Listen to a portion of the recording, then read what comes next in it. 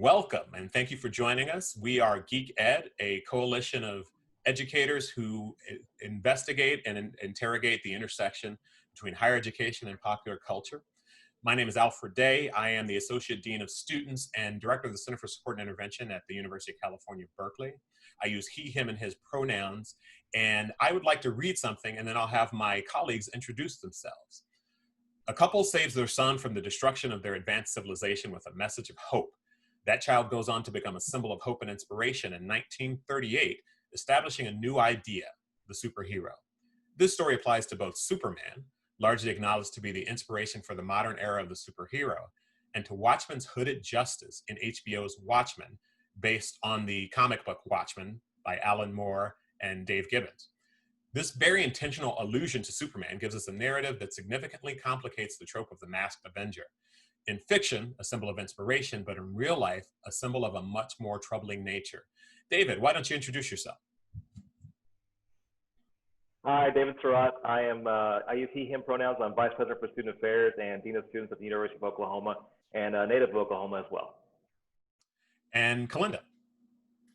Hello, Kalenda Eaton, she, her, hers pronouns. I am a professor of African and African American Studies at the University of Oklahoma. Hailey. Hi, I'm Hailey Lopez, she, her, hers pronouns, and I'm a case manager for Student Affairs at the Center for Intervention and Support at UC Berkeley. And Rob. I am Robert Hypes. I am a Community Impact Manager from United Way Merced County, and I use he, him, his pronouns.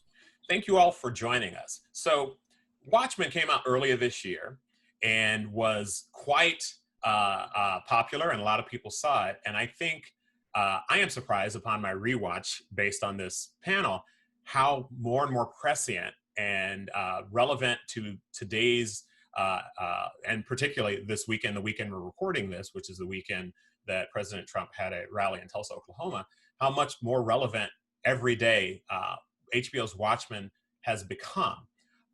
In thinking about Watchmen, and particularly thinking about the ideas behind masks and the idea that masks make one cruel, what are folks thinking about? How is this impacting them, particularly in light of this weekend's events? Does anybody have initial thoughts? Well, I think, if I can jump in, that I immediately think about this kind of dual purpose, right, of the mask, especially as it relates to race relations in the United States. And so we have, for example, if we're thinking about along this kind of black-white binary, right, we have African Americans who often wear masks for protection, right, to conceal hurt, to conceal trauma, to protect themselves from, more hurt and trauma, right? And then you have masks being worn by those who we would probably identify as villains, or those who are kind of inflicting that trauma. And so as it relates to kind of what's happening this weekend, or what was happening this weekend, we have a lot of wounds, of course, in this country that have not been healed, fully healed. And a lot of people, I think, have been kind of hiding behind various different masks, whether they be masks of ignorance, right, or masks of protection, and those are, being just kind of taken off. And I think we see a lot of that in the protests that are out in the streets, but also just in the ways in which people are really interrogating, the administration right now. That is very interesting. Introducing the idea of masks being complicated by both worn by both heroes and villains. It's something I hadn't really considered in that thought process. Yeah, I'd say one thing in addition to that too, and I remember when the TV series came out, and you saw some of the social media chatter from folks who literally said, I was that day old when I heard about the race massacre, and not realizing it, right? So it was, so I think that, the rally happening in Tulsa this weekend was interesting because it created more dialogue and conversation for folks who've never been exposed to either Juneteenth or the significance of Juneteenth and the history of race relations in Oklahoma specifically. And when the series came out, I remember just texting a few friends and scholars too, and just saying, this is a very interesting time right now, because when you start thinking about the convergence of pop culture and this history of our country, especially history of ill. I found it to be a tremendously important moment in our time, and so I'm glad we're having this conversation as well too, because you know, especially with the history of the Watchmen, basically taking historical events and then pivoting them for the sake of both connection to our own history, but also connection to some real opportunities and lessons learned about our understanding of heroes and villains. I thought that was really powerful right now too. Yeah, I found it incredibly powerful. And like I said, I rewatched for the basis of this panel. And one of the things that I noted on a rewatch was how much, as you note, David, the intersection between real world and the sort of fantasy world of Watchmen are very intricately connected and somewhat complexly composed against each other. For example, Watchmen starts with a young man watching a fictional film about a real life individual, Bass Reeves, Right. who was the inspiration for a fictional character, the Lone Ranger, whose race was changed for obviously, who was one of the inspirations for the entire superhero genre, of which Watchmen, when it came out in 1985, was a commentary and reaction to. So, and all of that is very intentional, right? And so, you know, and for me, thinking of myself as the only Black nerd in Merced, California in 1985, picking up Watchmen off of the racks at the 7-Eleven, and it really being central to my first encountering narratives that were complex. It wasn't the same old Batman story where Batman punches the Joker in the face and drives away in his rocket car, right? It was much more complex, and I remember picking Watchmen up off of the stand, and then having to go to the library to kind of understand some of the context of what was going on, and specifically sort of really understanding the politics that Watchmen was playing with. And this was in the graphic novel at the time. I'll say it was in the comic books because I was buying them off the stands monthly. And then when you come to this year's or this era's HBO's Watchmen, much similar as you talk about, David, people having the reaction, particularly around knowing the historical events around the Tulsa race massacre and things of that sort. For other folks, like, how did you receive Watchmen when you found it? Was some of it surprising? What about that intersection between real life and fantasy that it plays with?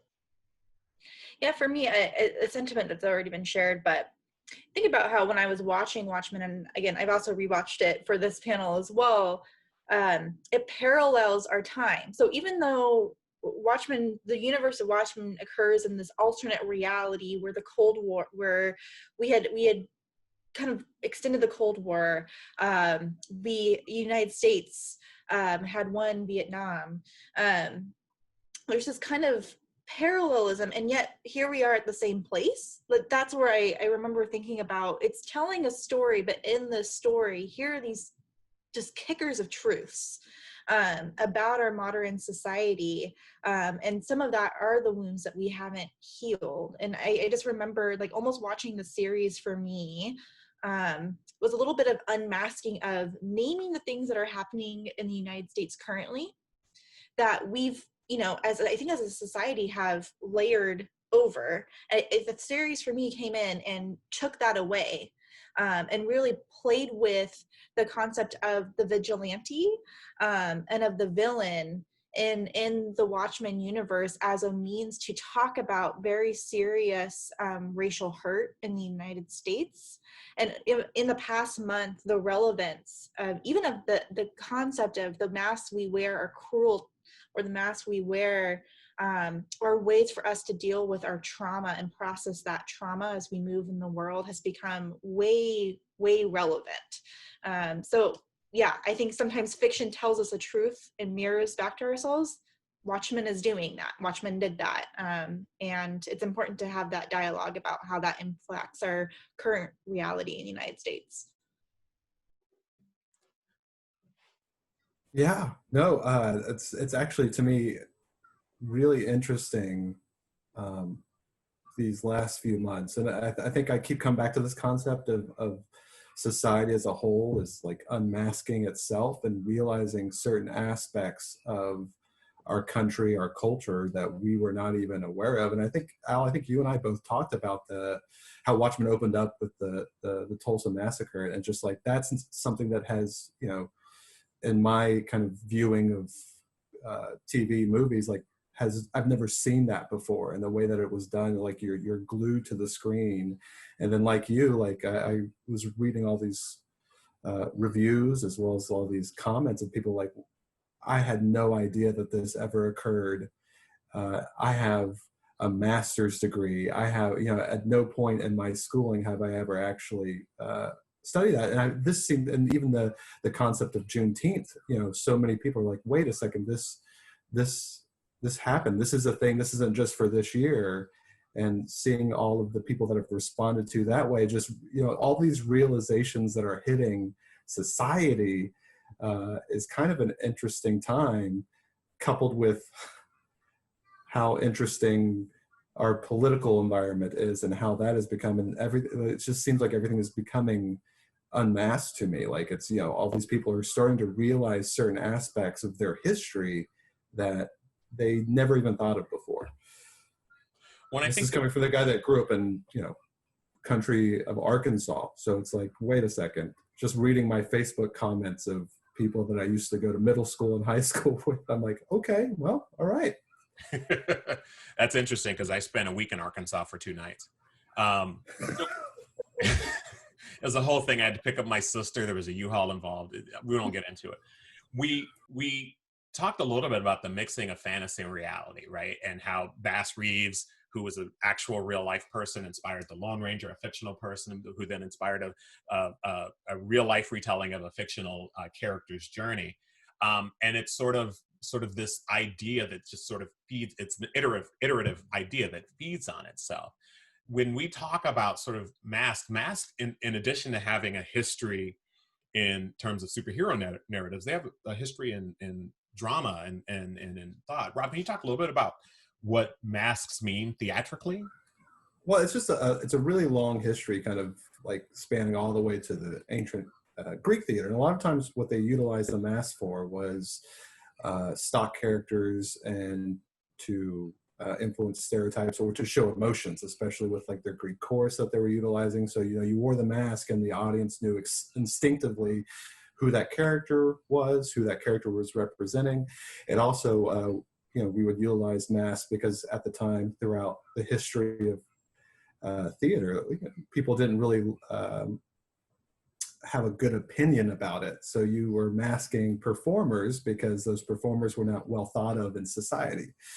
And it's kind of this concept that has stretched throughout the years, is that, you know, you wear the mask to showcase this particular aspect of the character that you're trying to bring across. You wear the mask to protect your identity in front of the audience that you're performing with. It's kind of stretched all the way into modern movie making. And then also like even in society, when people used to wear masks to go to the theater, when you were kind of higher up in society, you would put a mask on to be able to attend live theater, so no one there kind of knew who you were and what family you belonged to, so you could go see a show. So we've been utilizing masks just for centuries, just both to hide our true identities and also to allow the audience to kind of see, to know automatically who that character was and what that character represented. Which I find very fascinating, because in this is something I've said a lot. I'm a huge comic book fan. I love Batman more than I love certain members of my own family. And Batman is someone who puts on a mask to seek out justice. But I also know that in the real world that I live in, someone who puts on a mask to seek out justice is more likely to be a member of the Ku Klux Klan. So when we think of sort of the theatrical history of masks and we think of the real world history of masks in the real world are often used, as you mentioned, to sort of hide someone from something they're ashamed about, or to hide something from hide someone's identity from a deed that they are ashamed to be engaged in. does anybody have any ideas how that's manifesting itself sort of from a modern perspective? What masks are people putting on, whether metaphorically or literally, today? And in addition to the COVID mask that many of us are wearing in public.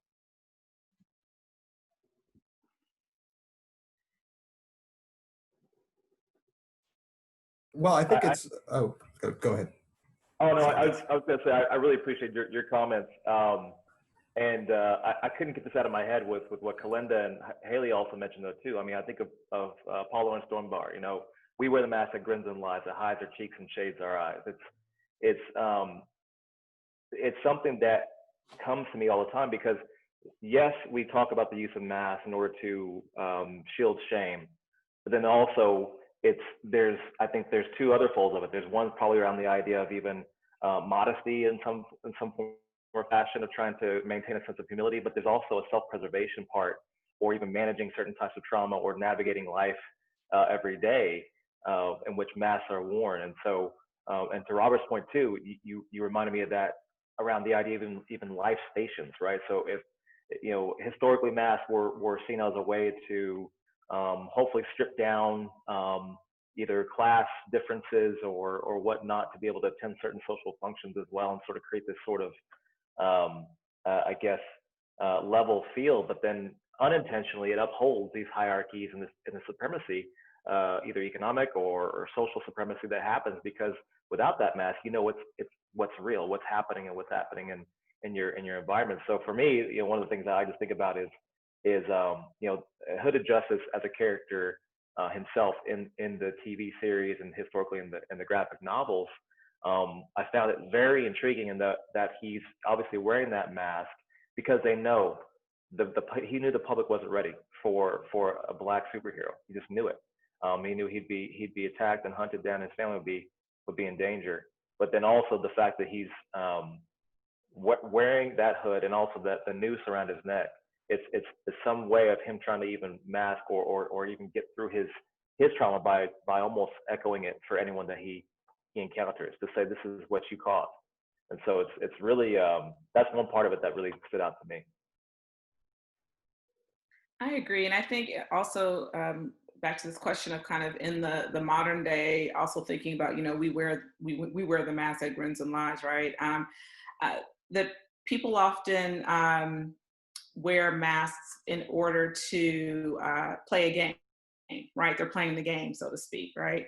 And so I'm thinking about, even if you think, I know the Klan was mentioned earlier, and it's kind of this history of the Klan, and how, you know, once it manifests into something more menacing than I guess what it started out being, the masks were worn to startle and kind of terrorize, right, African Americans based on this belief that African Americans were afraid of ghosts. Right, and that you know, this was going to be some way to kind of, you know, unnerve them, and so this kind of idea that, you know, they were playing, that the people in wearing the hoods were going to kind of play on the fears, right, of these African Americans, but many African Americans knew who were, you know, the people who knew who they were, right, the people who were actually under the hoods, and so they would also kind of like play back, right? I mean, this is of course when murder was not involved, right? But, you know, kind of play back, right? And just kind of, you know, pretend, right?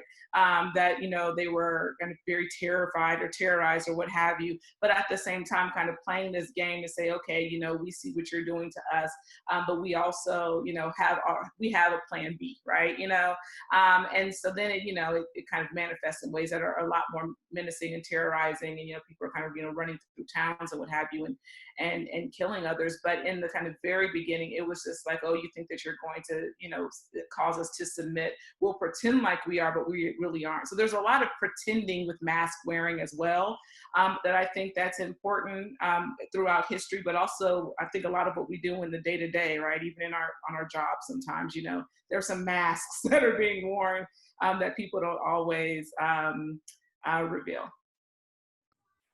It's an interesting point when you talk about sort of the play back and forth of you know, between the folks who knew that there was a Klan, the Klan pretending that they didn't know, and then the oppressed folks being like, oh, let me pretend that I'm scared. This sort of going back to Rob's point, this sort of murderous theater sort of going back and forth amongst. Well, that's Don Johnson's character. I don't remember names. I'm a horrible.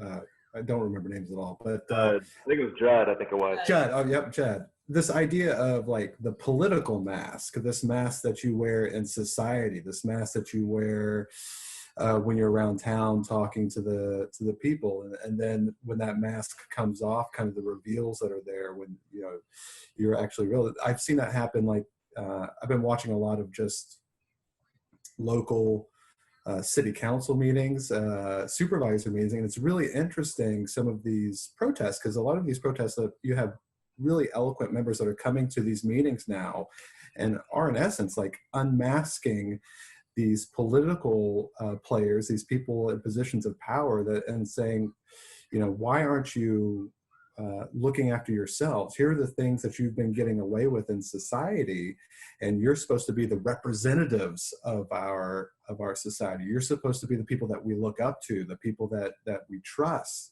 And I find that that's happening politically all across the country, where people are being, political figures are being unmasked, and you're kind of seeing what lies beneath, almost kind of like it just reminded me of just seeing Judd and kind of what you saw at the very beginning, and actually going, hey, for me personally, it's like, I love Don Johnson. I'm like, oh, hey, you're so nice. Okay. And then all of a sudden the reveal happens and you go, oh my God, okay. I did not anticipate that at all. And I think that's what you see a lot in today's society too.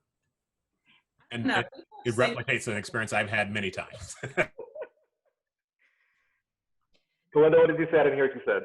Oh, I was saying, I don't know, he kept singing Oklahoma. He was singing a little too hard for me in the beginning. So. No, I was like, I'm suspicious of you. First episode, sorry, this is a little bit off topic, but first episode where he gets up from the table and he does drugs in the kitchen. And I was like, the first indication that you're not what you've seen. It was just very interesting the way anyway.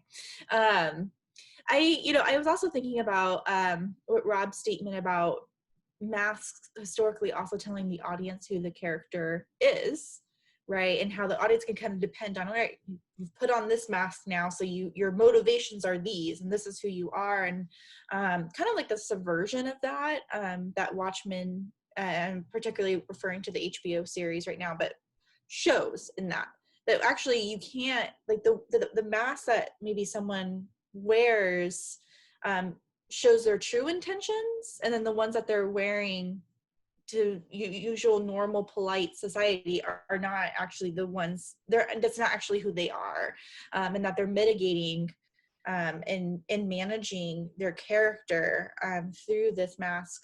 And I was also thinking about electronic masks in some way too. I've been seeing that a lot lately as well. Students, for example, using different social medias, and I'm thinking about particularly the Finstagrams and other methods of selecting who gets to see what you post, then what you post to the social media account that you have that is supposed to be public, and seeing the bias, particularly bias recently, has been happening a lot on these private platforms where someone is kind of saying perhaps what they're really thinking, and then someone there posting that to their real platform, and noting like, well, you've said this word here or displayed these sentiments over here. I want you held accountable for that.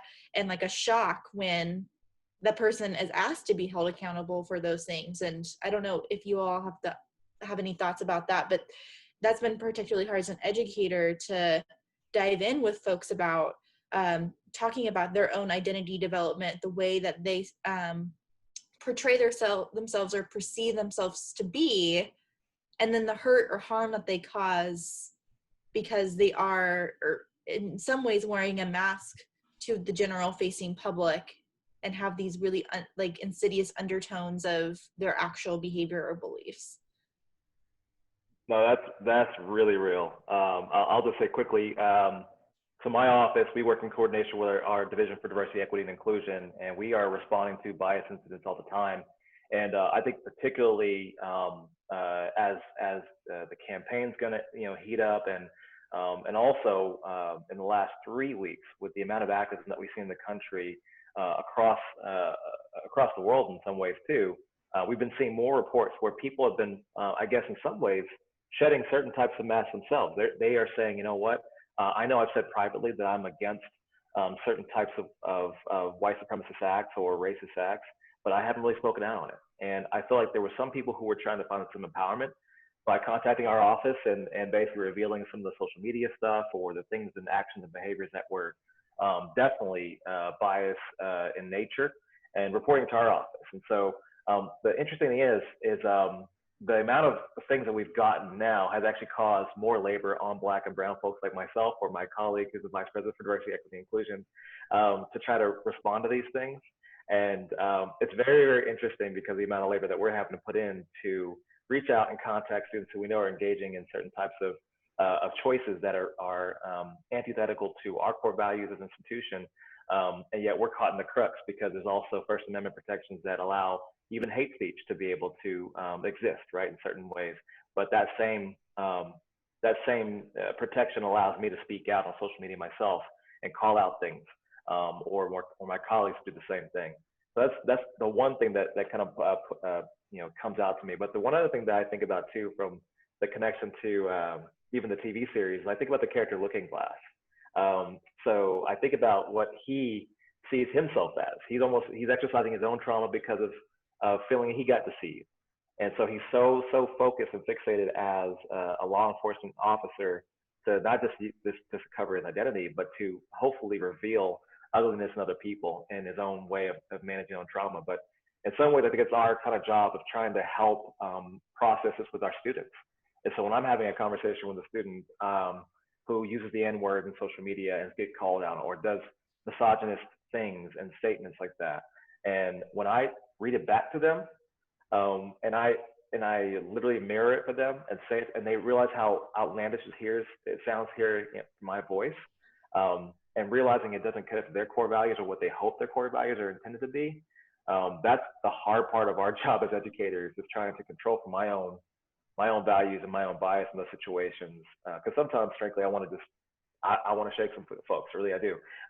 But we're trying to get them right. We're trying to get them to have alignment between what they hope their core values are going to be and where their actions are.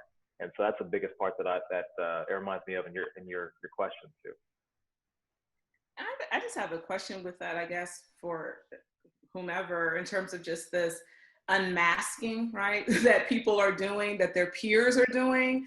We see this with entertainers as well as students on campus, where they will, post, these particular conversations or things that were private, right? And so then they're unmasking these others. And kind of who is this? Do you also see this as a form of vigilantism, as I was trying to say, like, are these vigilantes, oh, I'm going to expose this one, I'm going to expose that one. And kind of who has the power to unmask and who doesn't? Because I'm thinking about Watchmen, right? And Judd tells, it might have been Looking Glass, I don't remember, I'm sure someone on the panel will correct me.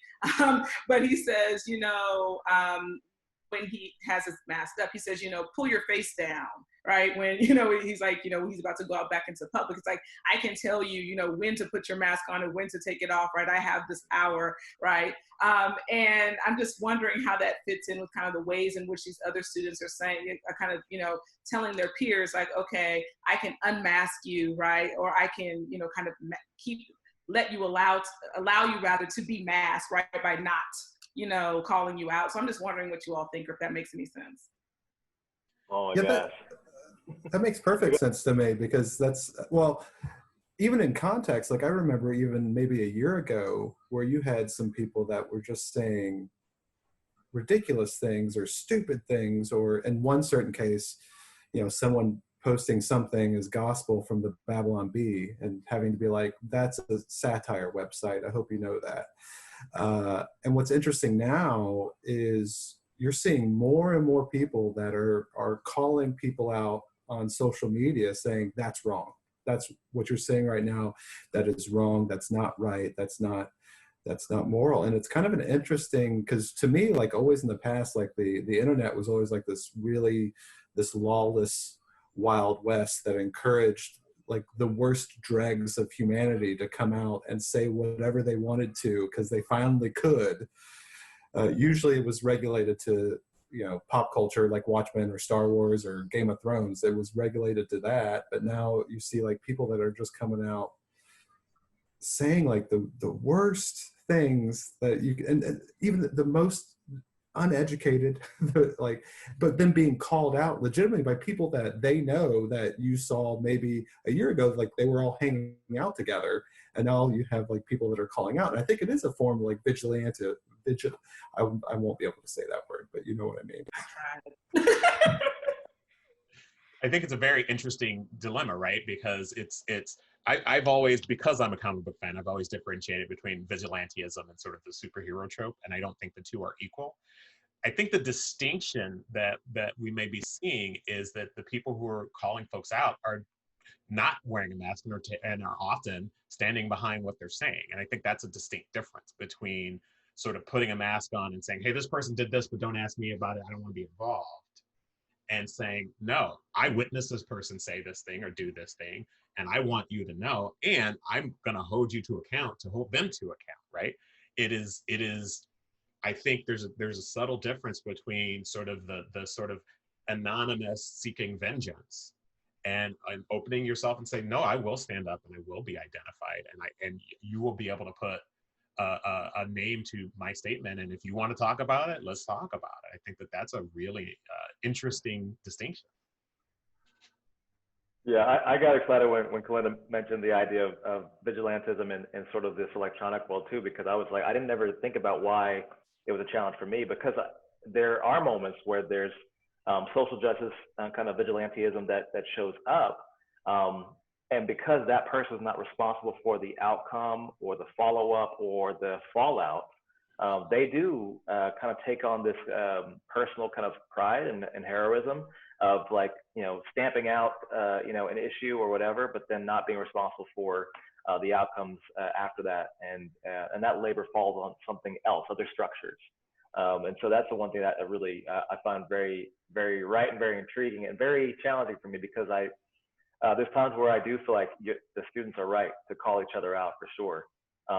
But the students who are oftentimes most, I guess, prepared to really understand what the impacts are the ones that we engage in more conversation. And I talk to them about what the follow-up is and what's going on. But it can be really, really challenging trying to go through the whole full process. I also, I think about, I do see it as that's such a great point. There is this tinge of vigilantism. So some of I think where I'm sitting, I get reports from campus, from other students, from faculty, but the ones that we're getting from students are like coordinated, right? Like I saw something on Instagram, I saw something on Snapchat, what have you, and I had a problem with it. And not only did I have a problem with it, I have 15 other people who are about to have a problem with it too and submit it. And so like there's this kind of like sense of, and now institution, do something. It's actually on you, institution, to do something. I want punishment. And so many of my conversations with folks are, what is punishment, right? Like, is it punishment? Like, where are we with your understanding of maybe someone, like, of that accountability piece and of that education piece? And so it's like a good thing, and at the same time, it's a difficult, complex thing. What happens when we do have someone reporting to the institutional structure that something has happened that is harmful behavior? And then like the cynic in me, my inner cynic, also thinks about how that some of this has been increasing the last few weeks as everyone's been virtual, and there's more investment in virtual communities, and I think about how sometimes the social media call outs are almost like a mask too. It's very easy for me to sit behind my computer and say, well, but would I do it in person in our in-person communities? And then is that the next step of thinking about how we address, for example, bias? And also my mind goes back to the Crawfords and Senator King, who knew all the right things to say on their platforms that are really public facing, but there's like this insidious back end right? And I think as a white person, I've been seeing that too, where it's like, you know, there's a post and everyone does that post. And then I question, we're like, well, behind the screen though, is this the mask that you're showing the public, or is this the mask you wear? Right. And what does that mean? So sorry, there's a lot of thoughts there, but I love this idea of vigilantism. I wonder how much of this is youth led as well, because for me, what I'm seeing is a lot of young people that are leading a lot of calling out other people online, that are leading a lot of these movements. And I wonder, you know, this whole generation of people that have grown up with just being part of the virtual world, and you know, we're all still just kind of learning it, and they've grown up with it, know it better than we'll ever know. So they've kind of grown up with this concept of not necessarily having a mask in the virtual world, where all of us are used to spending years of our lives developing our own kind of private masks to get further along in our job, or to get, you know, to get along with our colleagues, and they're not used to that. What I'm seeing a lot is, you know, people that are, you know, 19 into their middle 20s that are going into these meetings and are calling out these people in higher positions of power, or calling out these people that post hateful things online. It really is kind of an interesting thing to see, because and they're coordinated, and like you were saying, Hailey, like it's not just one person that's doing it. It's one person will see something, call it out, and then 25 other people are doing the exact same thing. And so they're like coordinated attacks. And part of me just really feels that it is just kind of like this younger generation that are just leading this, like, you know what, we've had it. We looked up to you people for so long. You're not fixing anything. We're going to now start it ourselves and just get in the back seat. We're leading the way. We're leading the charge now. And how much of it, quite frankly, is, and I'll just speak for myself, because I don't want to speak on behalf of other people, how much of the reaction is, well, I had to learn respectability politics, and I had to learn how to get along, and you all are coming along and you're not playing respectability politics, right? And how much do I have to sort of check myself and be like, oh, because maybe they're a little braver than I was when I was coming up, and I had over concerns about how I was going to be perceived that this generation doesn't. Well, something that when Rob was talking about, and also you just picked up on, that I was thinking about another way that we haven't talked about masking, and that is as a filter, right? And so they have no filter, right? And so, and we do, right? And those of us who have had to kind of put up this filter in order to, as he was saying, you know, progress in various different, you know, ladders and different levels or what have you, have this filtering sort of mask. I mean, I know we think about it in terms of, you know, public health, right? And, you know, in the global pandemic and COVID, right? The filter. But what about these other sorts of filters that do tie in definitely with, you know, what's known as respectability politics, and the fact that they can be damaging in some way, right? I mean, there is an argument to be made about not filtering and you know, to be cliche, but right, kind of like speaking truth, right, where it needs to be spoken, rather than kind of like, you know, hiding behind what we think is the appropriate way of presenting an issue. Yeah, it also reminds me of you know, moments where we uphold and really value authenticity in leadership, or showing up in spaces in authentic ways, where there's consistency with our values and the way we show up as leaders or as community members. And so that reminds me of that too. And what I also find intriguing is how younger folks, especially young activists, are looking at one strategy in social movement building, where they are literally telling us, you said this, but this is not consistent with what you said. Now do what you said you were going to do, right? And so that's the hard part, is when we're oftentimes probably even caught in situations where we're the ones who are upholding the consistencies or legitimacy of organizations that we represent. That's the one thing that I give a lot of grace to with our students, especially when they are coming up and saying, you believe in this, but yet you're allowing certain types of things. And so it's a challenging thing, but I think that's part of it too. Yeah, David, and I think you hit part of the nail on the head, which is not only are our generation of students holding each other accountable, but they're holding us to account. And I liked it better when they didn't hold me to account, right? Like, you know, I want to do what I want to do. And this is a generation of students that if you say these are your values, they're going to expect you to live up to those values, and they're going to remind you when you don't.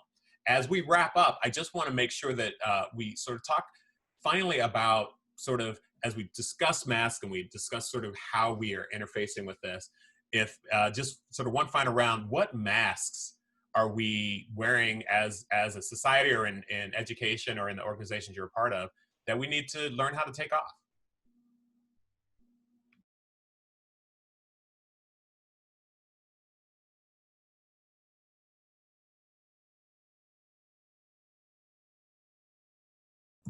I think for me personally, I think the number one mask to take off is, as I discussed, it gets to be so easy to fall into this.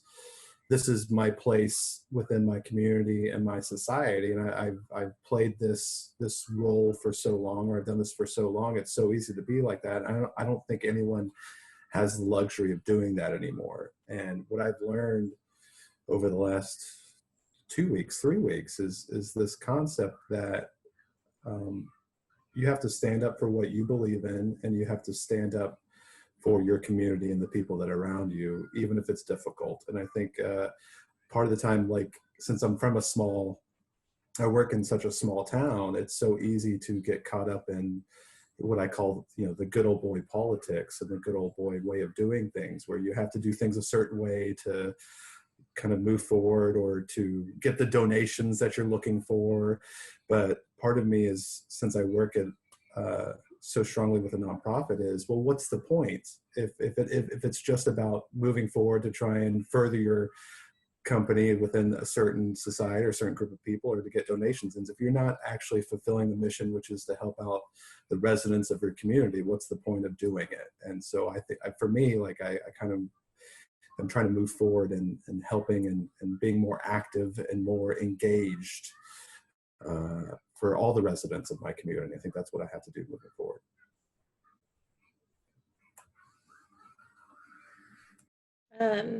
For me, throughout, again, the HBO series, I refer to it a lot, but we hear all these different statements about masks. So we hear Lori say, people who wear masks have trauma. We hear Angela's father tell Angela at the picnic that they're at that people who wear masks are scary or have something to hide. Adrian says masks are cruel, right? And at the end, Will Reeves tells Angela, after she's like lost her husband and gone through this really emotionally hard journey of learning her family history and who she is, where she comes from, that wounds need air, and that we need to take off those masks and acknowledge the hurt to move forward.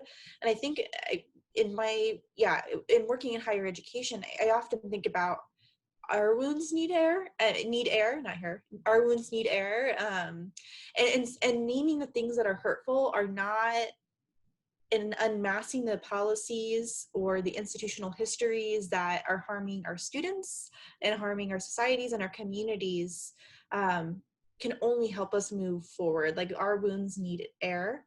And I'm seeing that happen more and more. And something that is on my mind as, for example, an example of this is the divestment from police at universities, right? And this thinking of and naming of, we've done harm. There has been harm done by our investiture in police departments and universities, and maybe the policies that we have can be unmasked and changed, and there's going to be pain in that. But we can't continue to put things over it and layer it and carry these wounds behind the mask that we're wearing. So that's kind of where my mind's at right now.